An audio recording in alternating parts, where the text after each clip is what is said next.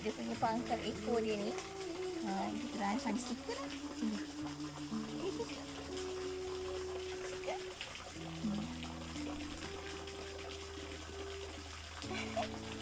Cantik kan?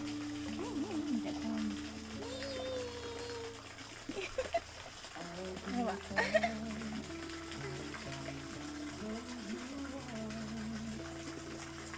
Ni Mary Luna. Itu garang. Sekarang dah tak garang. Dia suka kalau sudah ada dekat pangkal ekor.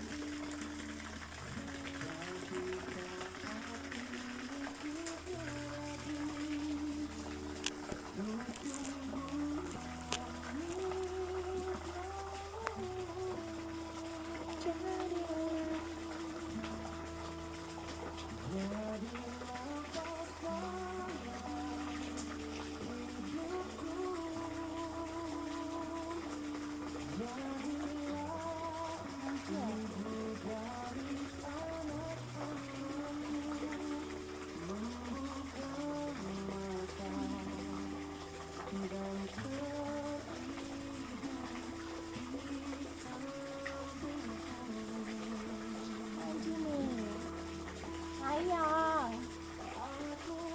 100 juta kalau orang nak beli, saya tak nak jual. Sayang. Sayang.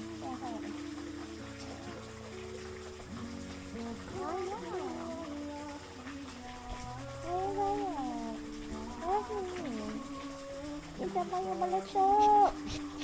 Hey, Mary Luna. Hey, never see my phone. No. Sayang, don't. Oh, no. Sayang. Sayang. Huh? No. Sayang. Tengok dia. Dia suka handphone saya. Mama. Oh, geram. Geram dengan dia comel sangat.